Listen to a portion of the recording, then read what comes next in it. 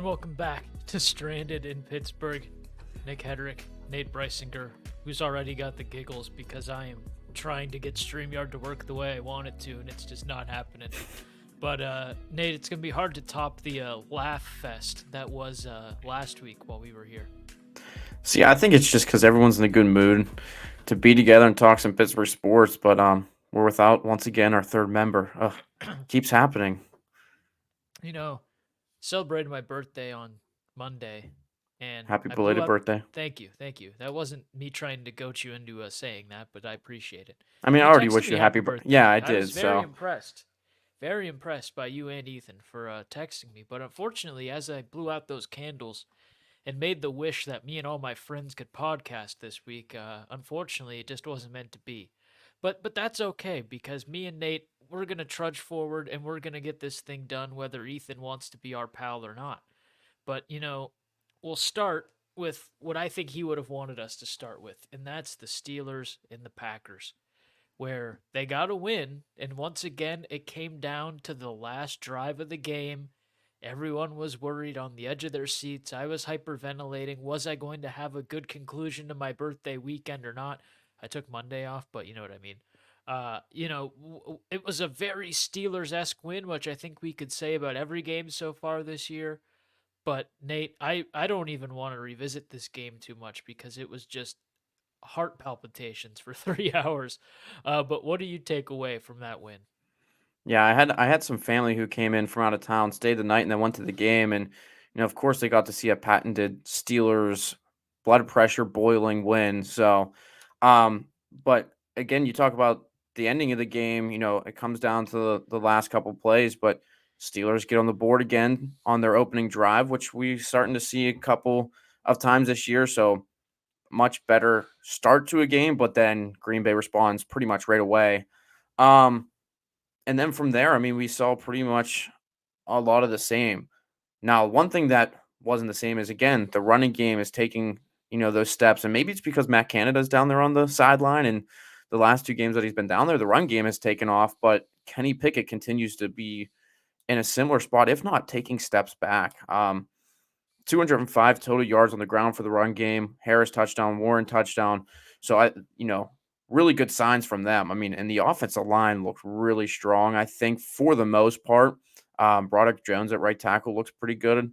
Had a couple of key blocks to get Harris and Warren to the next level of the defense, and also helped Harris get into the end zone. Can't remember if he was on let a block for the Warren touchdown or not, but I thought the ground game was strong, but it's just not been complemented well by Pickett's play. A lot of again poor decision making. He's forcing footballs into areas where they just don't need to go. The play that was originally thought to be intercepted, but the defender only had 1 foot down. I mean, that was just a ball that should have never been thrown or released. He either should have threw it well out of bounds or kept it. Um, there's plays where he's just looking directly at the guy he's going to throw to for about 5 seconds, then releases the ball and easily giving time for the defense to figure out like, hey, he's going to the guy that his eyes are locked on. He's not going through his progressions. He's not going through reads. It's concerning. I mean, and frustrating for the Steelers because again, a first round pick. And now you're getting into the midpoint of the season where, things are going to get real tricky here. They got through a pretty reasonable part of their schedule to come out 6-3 is really, a lot better than where a lot of people thought. And, I'm sure you've heard the stat. I mean, the Steelers are making history. I mean, they're the first team since 1933 to be outgained in their first 9 games and have a winning record. And albeit it's 6-3. But I mean, and a lot of that, the reason why they're being outgained is yes, the defense has played, not great. They've been real susceptible to the run and a couple big splash plays, but it's because Kenny Pickett can't keep the offense where they need to be. And once they finally are making strides, it just feels like they take 3 steps back. Yeah, excuse me. I think this is kind of what I got into a bit last week where Canada seemingly gained superpowers on the sideline. That might be going a bit too far.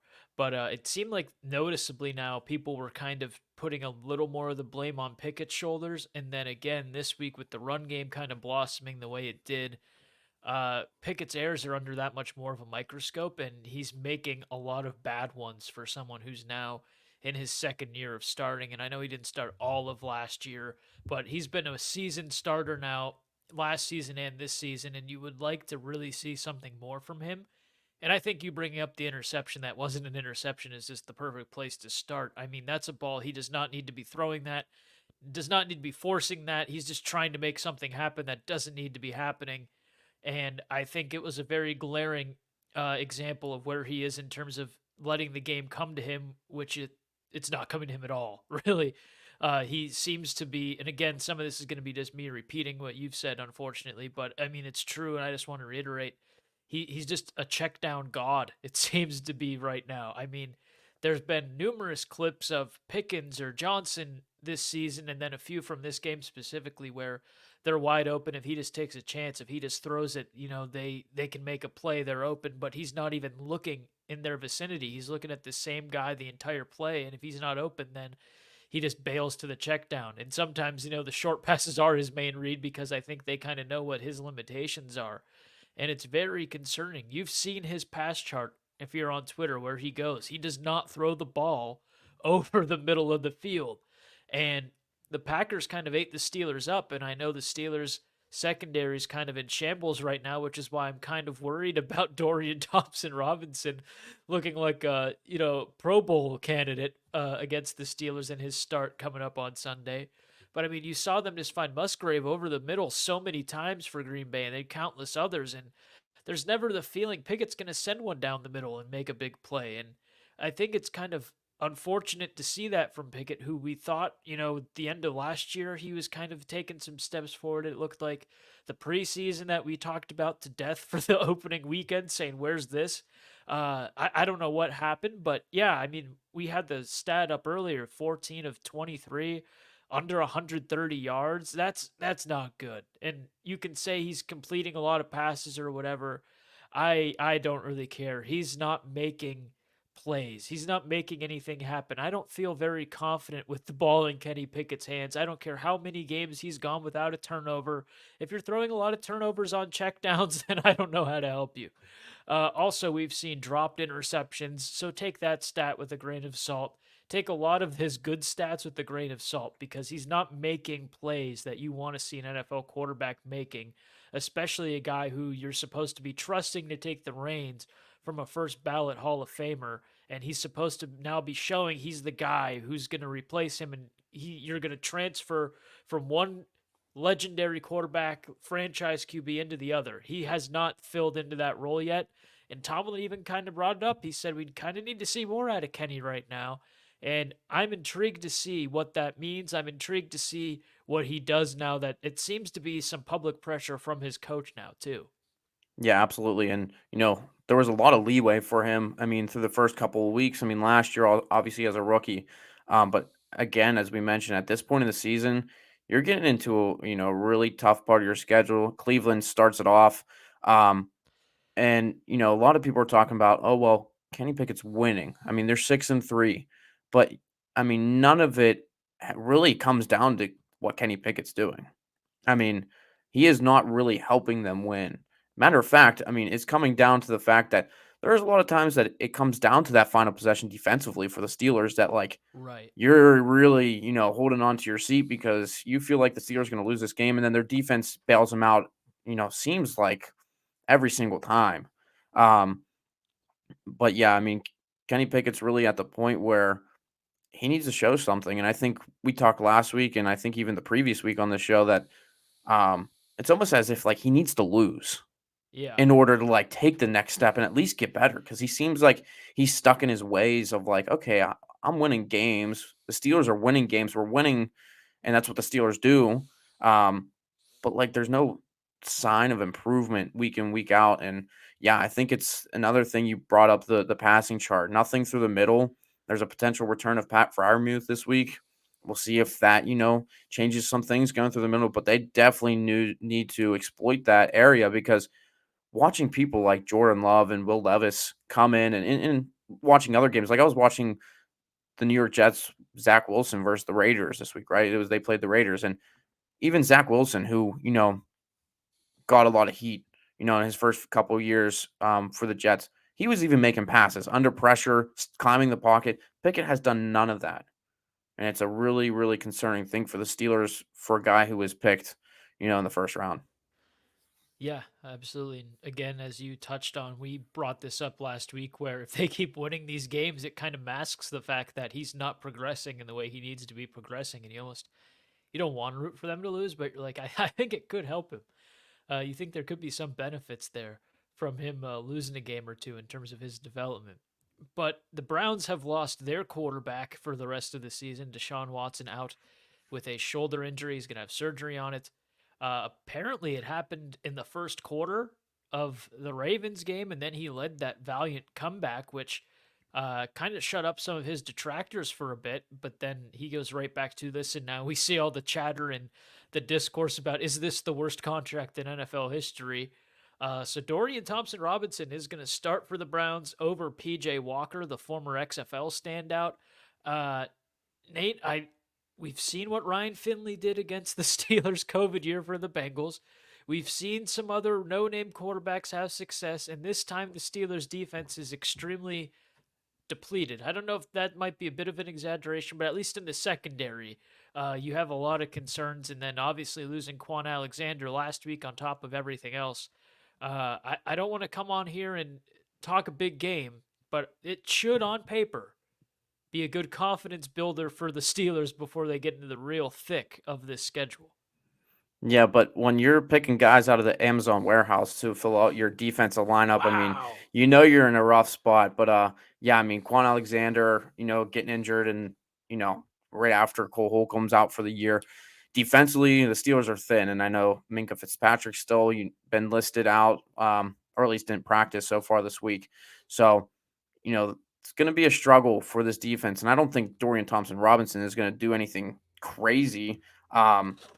For the Browns. I mean, I don't expect him to go out there and throw 3, 4 touchdown passes like Will Levis did. Because in his first game that he played, I mean, he was 19 for 36 with 3 interceptions in a 28-3 loss to the Ravens, and the Ravens pride themselves on defense, and Mm-hmm. that's exactly how they beat them, holding them to just 3 points. So I think the Steelers, I think it's going to really come down to defensively for TJ Watt and Alex Highsmith to make some plays, get into the backfield. Um, but here's the thing.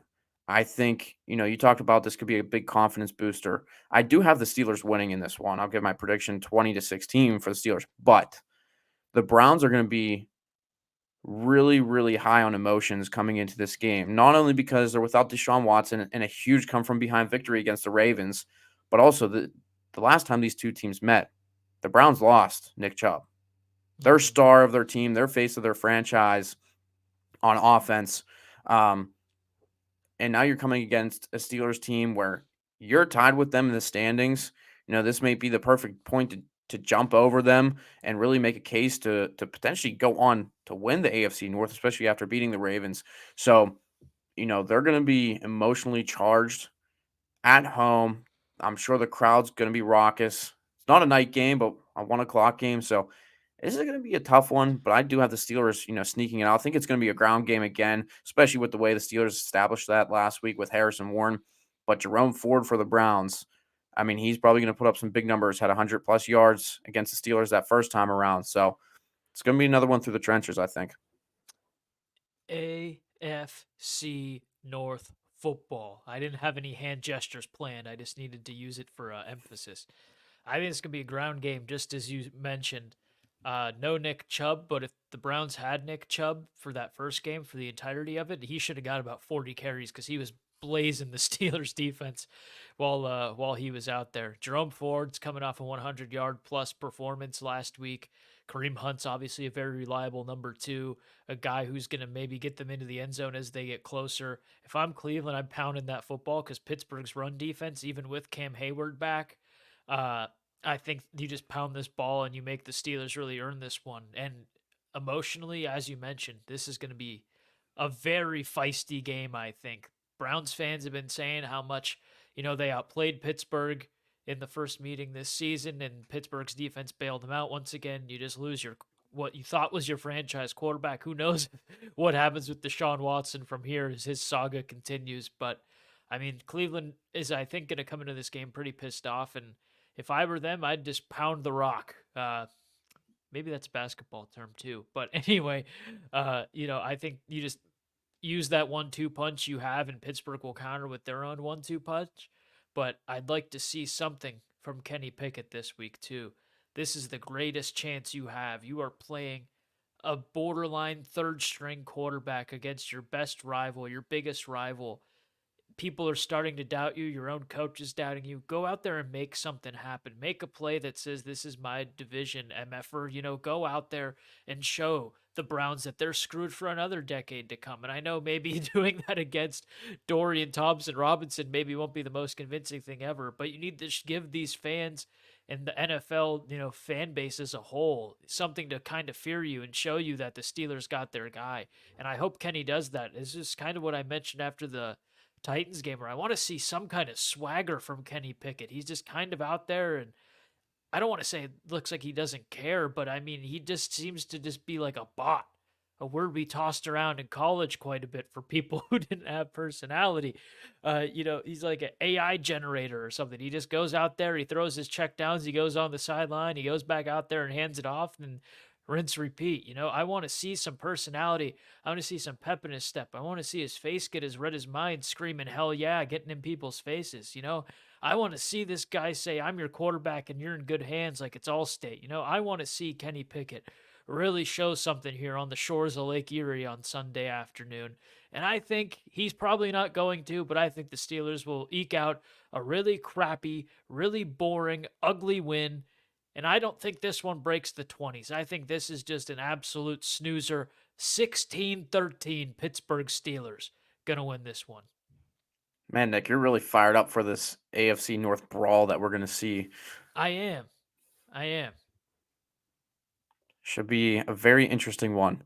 I really hope Kenny Pickett can make some plays because I will tell you, if it's going to be a ground game, if he can make one big splash play through the air, I think that could be the difference maker.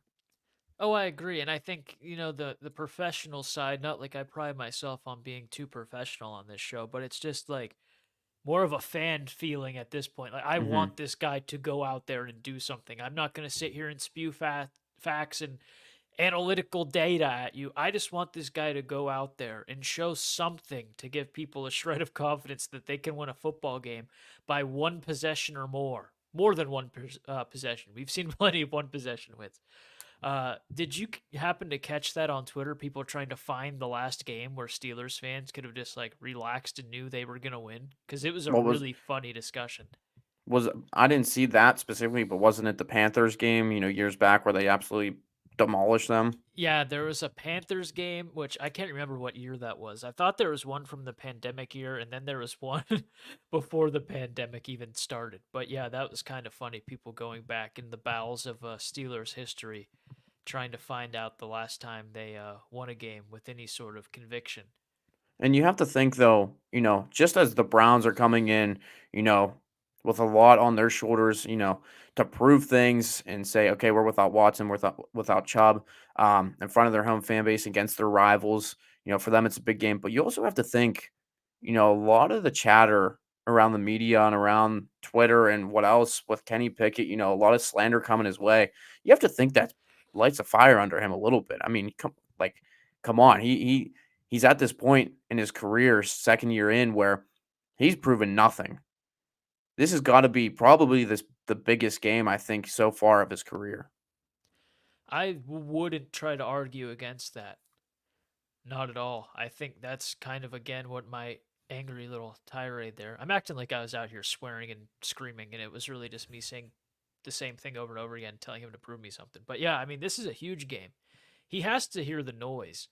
And even though this again is the first week he's really had pressure from anyone inside the organization saying step it up, you got to be able to read the room and know that some of these boos that have been falling on this team this year, some of that's on you. You're the quarterback. You got to take that. And if I were him, I would take that personally.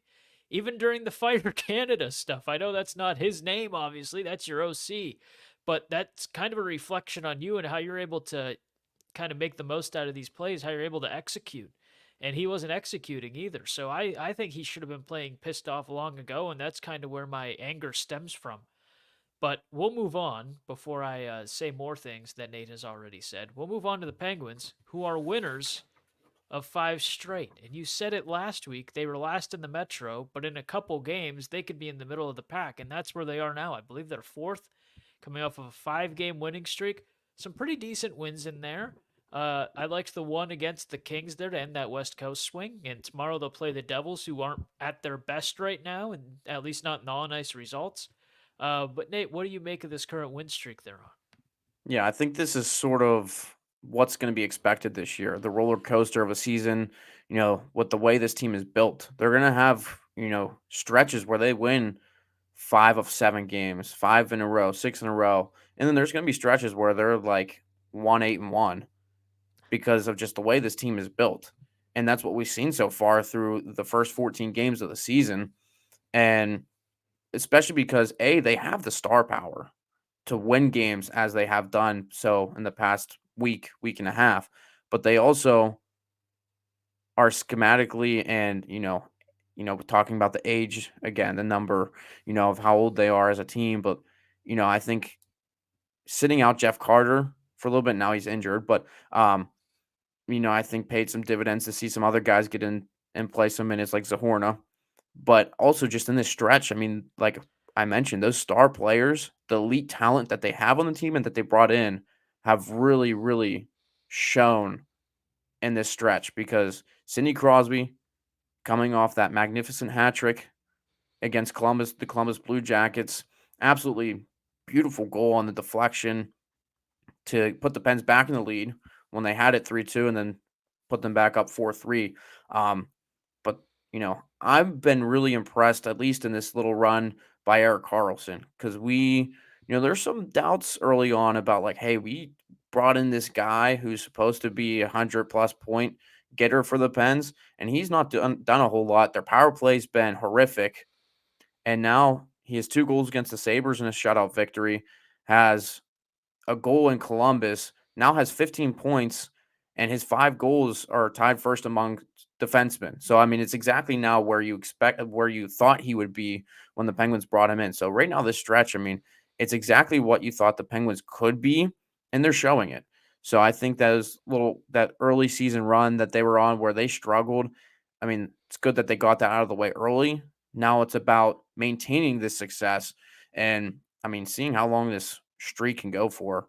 And like you said, they have some tough competition coming up. They have the Devils um, Thursday, and then they go to Carolina on Saturday, and then they're right back home with the defending Cup champions in Vegas. So I mean, they have really a three game stretch here where it's sort of a prove it stretch. Okay, you won 5 straight against some teams that are maybe not necessarily at the top tier of the league.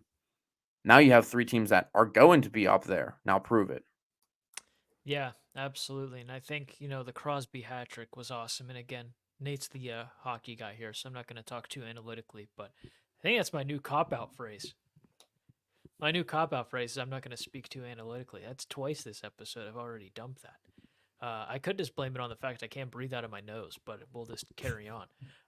Yeah, I mean Crosby obviously getting a hat trick, and that's incredible to see at his age. And I know people always try to doubt him every year, and he always proves them wrong. But that has to be uplifting for the rest of the team too. I mean, that's your captain. He's out there. Things didn't start off the best, and granted, he did this in the 5th game of that 5 game win streak. But I mean, it's encouraging to see that your captain, one of the guys who's accused of being an old head, who maybe is going to be slacking a bit, him going out there getting some leading goals, and I think it's pretty cool to see, and hopefully that can fire up the rest of the team too. And that goes hand in hand with Carlson kind of stepping up as well, proving that he's putting his mouth where the money is. See what I did there? I think that's kind of cool to see, and hopefully can get the rest of the team kind of stepping up too. But in your opinion, what was the biggest win that they had from these 5 games? I think that stretch in on the West Coast was huge. But I think it was that first game back. Um, when they play the Sabres. I mean, 4-0 victory. Jari comes back from that eye injury, 35 saves. So, I mean, he stopped a lot of pucks in that game. And the Sabres are supposed to be this up and coming team with Tage Thompson and, a team that's going to fight for a playoff spot. And the Penguins, I mean, just really, you know, kept them at bay. I mean, they really didn't let them with a whole lot of chances. They had a couple small flurry of chances, but for the most part, the Penguins looked, I thought, really solid in that game. Probably, in my opinion, one of their better performances of the season. Malkin with, a little goal from Wayne Gretzky's office. Holy crap, combining words there. But backhanded it off of the Sabres goaltender. I'm not even going to try his name because I'm going to butcher that. But the Penguins then going on, you saw Drew O'Connor get a goal, and then Carlson finishing it off with the 2 goals. So I think a really overall strong performance in that victory, to come back home and do it in front of your fans after as we talked, a really good West Coast swing for the Pens. Um, but the other thing, the Penguins have really changed, I think, this scheme of their team. They've really simplified things. They have not allowed a lot of odd man breaks defensively. So I think that's been huge. And a lot of teams can beat the Pens with their speed. And the Penguins have really countered that. And I think we've seen that over the past couple games. And I think the Sabres win and then going on the back on the road to Columbus and adding that one as well. 5 straight wins, really impressive for the Pens right now. Absolutely. And I think one thing I wanted to bring up, you don't know where this is going, but the Ronald McDonald House fundraiser, some of the Penguins were at RMU for, Nate. Did you see those jerseys? Yeah. What did you think of them? Um they had jerseys similar to that last year. Um I thought they were okay. They're a little bit too much. They They were play into it, okay. that's for sure. Yeah, they do. I mean, I saw their little promo piece on Twitter, their video that they had, pretty cool. But it's a cool thing that they do down there for the D1 club hockey team for RMU. I think it's George Marikostas has a good connection with Evgeny Malkin, so he's gotten him 2 years in a row for that cause. Yeah, I'd like to see the D1 actual team. That's not me trying to make a slight at the club team, too. That's obviously a great cause to do something for, but I'd like to see the real D1 team. Again, that just sounds so bad, but you get what I'm saying. I'd like to see them kind of have that kind of partnership, especially RMU being the higher ed partner of the Penguins. You'd like to see with the program back them do those sorts of things. I think that's something that would really go a long way in kind of broadening college hockey's feeling and atmosphere here in Pittsburgh. But any final thoughts for you on the Penguins here before they take on the Devils tomorrow or tonight, depending on when you're listening? No, I just think, as I mentioned, I mean, these next 3 games are huge to show where they're at right now in the season. Was it more of a fluke 5-game win streak, or is it, they're going to be the real deal competing in the Metro? So I think it starts with the Devils and then a tough back to back Saturday and Sunday. Absolutely. As always, Nate, it's that time of the week. Penguins Talk, brought to you by Pure Hockey. If you need hockey skates, sticks, protective equipment, bags, anything else, even NHL apparel, Nate, Pure Hockey's got it. Go through the link in our bio with our friends at Stadium Scene TV and support Pure Hockey, sports trending in Pittsburgh. Support everybody. We don't judge. Pure Hockey, your home for everything hockey. Nate, we're going to move to the hardwood now, from the ice to the hardwood. Pretty good showing from some Pittsburgh area college hoops teams, the men's side of things. Pitt and Duquesne. Duquesne playing Princeton right now. They were losing as we hopped on the recording. Let me see if I can get the live stats here. So when you listen to this, you'll already know the result. But for me and Nate, this is new. They're down 6, 37-31 right now at the half. Regardless, though, Nate, Duquesne 3-0 to start the year. Pitt undefeated so far. They haven't played the best of teams, obviously. But a good start for Pitt. Looks like they're getting some good production out of people. And RMU is they've been competitive in a couple big games against Xavier Townsend and a very scary win over Point Park. But Nate, you've kind of had your finger on the pulse here of college football. Yeah, right. College basketball here. What points do you want to bring up here? But I love how you mentioned college football, and we've completely axed that out of the show because Pitt football is what, a 2 Well, and 8. When you lose to a quarterback in Yankee Stadium that threw like 4 picks in the week before, that's kind of tough. Yeah, so I don't blame you. No, but college hoops is exciting right now in Pittsburgh. So it takes the driver's seat over any other college sports. But Pitt basketball, I mean, they're fun right now. I mean, this is a team a lot of people are going to get behind quickly, and same thing with Duquesne. I mean, both these teams, the way they've started, but I think Pitt, being the top team in the city, wish we could see that Pitt and Duquesne matchup again. I mean, that would be Mm. so fun, especially this year with the way that these two teams are, trajecting right now. Um, but it was a close one against Florida Gulf Coast, especially down towards the end for Pitt. But Bub Carrington, the freshman, leading the way again with 19 points. He hit the big logo three. I mean, he's got some swagger to him. He wears the long sleeves. Um, just a great guard that Pitt has right now. ACC Freshman of the Week. Um, he's already earning accolades over some of the freshmen that are at Duke and North Carolina. So I mean, there's a lot of promise in this young kid, and I think Pitt has something special because I mentioned on the show last week. Pitt basketball in the first few years under Jeff Capel, they had guys. They had one guy that would score 20 points a night, and then everyone else would be below 10. No one else would be in double digits. Now this team, they have like 3 or 4 guys that are averaging north of like 13, 14 points a game, and that's huge because when you can spread the wealth around your offense, I mean, that's exactly what they needed to be an NCAA tournament team, and that's what they got last year, and I think that's what they're gonna get against this year, even with some young guys that they're bringing in and some other transfers that not a lot of people have talked about, that didn't really know about coming in, Zach Austin and Ishmael Leggett. So they got a handful of guys that, on a roster that looks pretty solid. And their defense is holding up. And I think this is another thing we talked about with the Penguins, and now I'll talk about with this Pitt team. They're coming up on a really tough stretch for Pitt basketball. They have Jacksonville next, but then they have Florida, Missouri in a tournament, and then Clemson, and then the backyard brawl against West Virginia. Four, really tough opponents.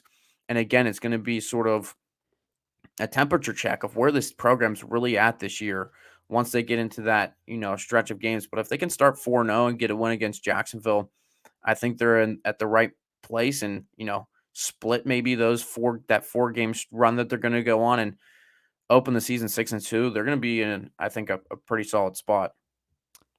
Yeah, absolutely. I was kind of singing Pitt's praises last week, and I just think they have a really good mix of talent right now. Then the addition of Carrington obviously is huge, and he's taken a big step right out of the gate here and kind of shown that he's going to be a major factor on this team. And then Duquesne, obviously, I think a lot of people expected a lot from them in the A10. And regardless of what happens against Princeton, damn Ivy League, uh, I think they're going to be a mainstay in that conference this year. And I think it's fun. And I think people have wanted these city basketball teams to be really good for a while. And I think this year they're going to be lucky enough to have two of them because I think all of the stars are kind of aligning. And I think, as you said, this would have been a great year to have that city game because I think both teams are really good. And I think, on a good night, Duquesne maybe give Pitt a bit of a run for their money there. But I think it's paramount they play sometime in the near future here. RMU, though, got to talk about them. I said it last week. I talked that big game if we were here to talk about RMU over Duquesne, but one of them might be a little more relevant in the grand scheme of the college basketball landscape this year. Nate, you'll actually be covering them this year for Pittsburgh Sports now. That Point Park game, I was able to catch a lot of it. The Townsend game was on Flow Sports, so you can guess that I don't pay for Flow Sports right now, given the newlywed thing. Maybe even if that wasn't an excuse, I don't think I'd pay for Flow Sports, but oh well. But it looks like perimeter shooting is really going to be an issue with this team. Granted, they had some guys out, two starters out, but the depth and the perimeter shooting definitely look like big points to begin with. And I think that's maybe something we expected the perimeter shooting to be an issue. But I think people kind of thought there was some good depth to this team, and maybe that's a bit of an overreaction. They did have two valiant efforts against quote unquote bigger schools. But what do you kind of make of those early talking points we've kind of seen from the Colonial faithful here? Yeah, I mean, they've been without Josh Corbin, who's gonna be their leading three-point shooter throughout the season in the past 2 games. So, I mean, that's been a tough replacement and assignment for Alfredo Buglio for so far for the freshman guard. So, and surprisingly, TJ Wainwright didn't start against Towson.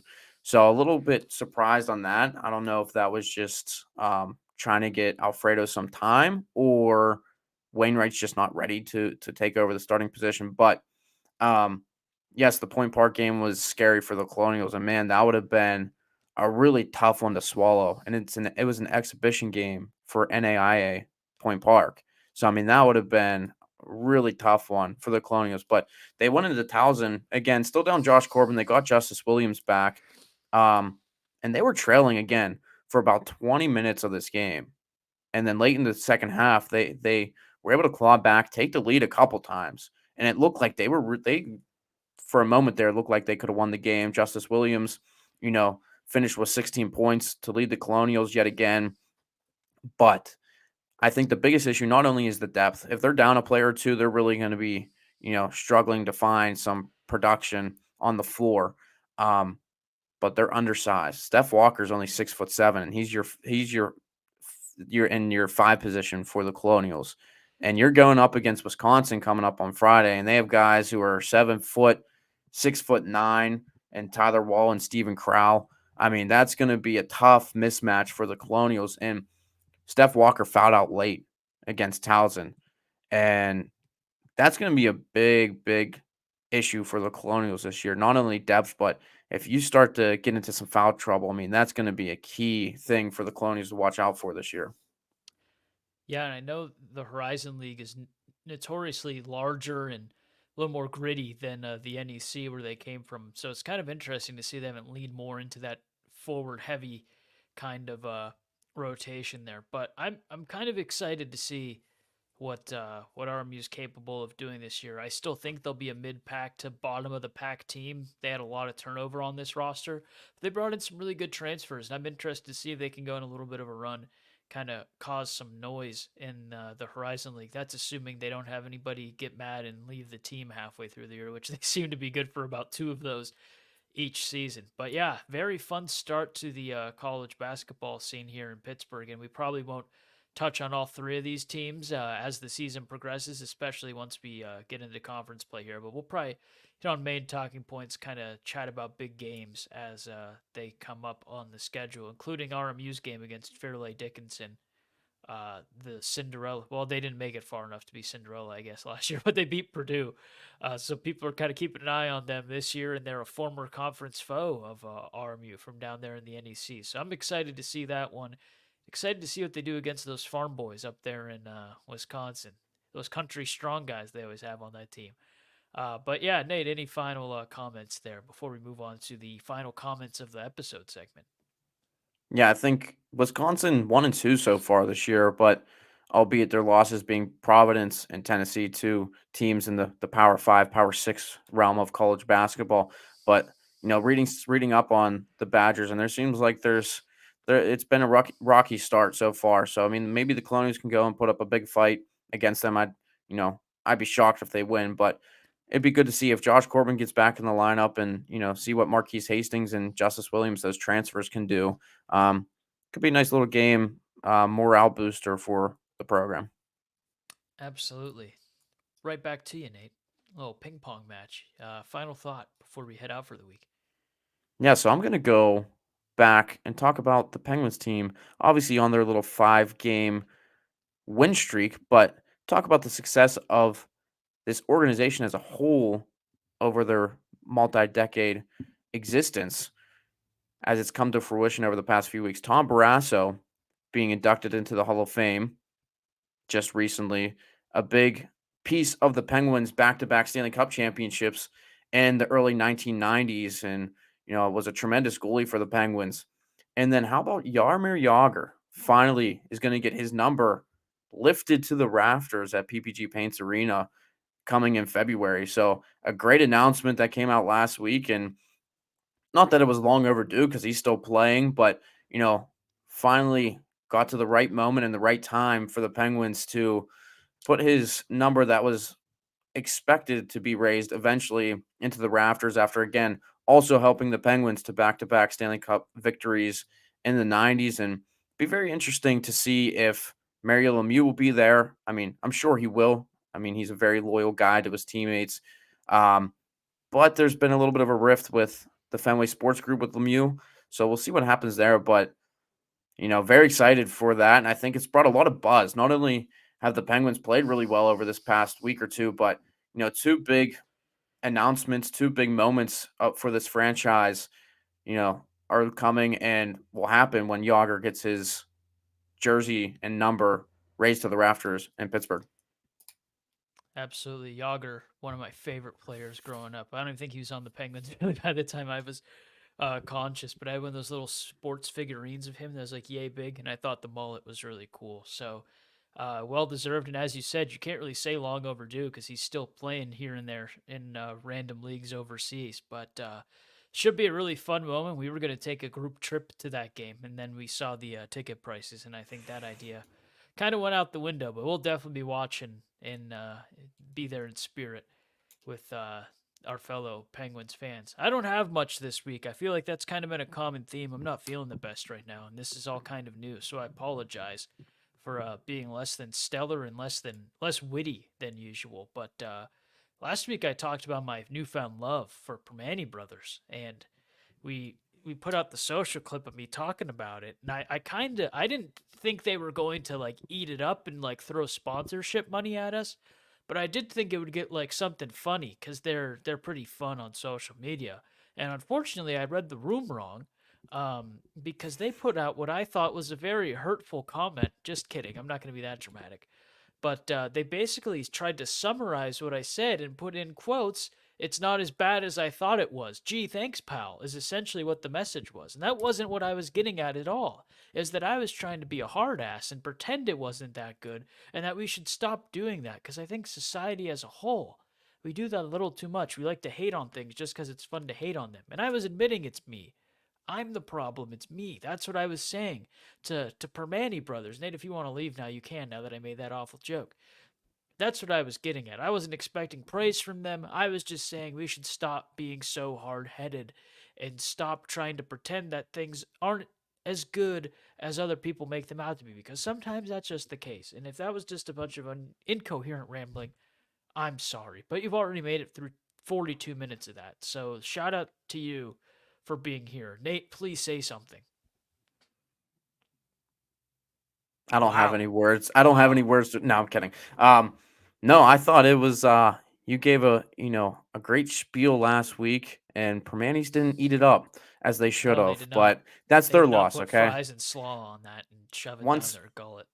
once other Pittsburgh eateries are sponsoring us, they're going to realize that they made a big mistake. I can only hope. You didn't make a big mistake clicking on this, because whether you loved it or you hated it, you sure were entertained. That's Nate. That's me. We'll see you next week. Take care of yourselves.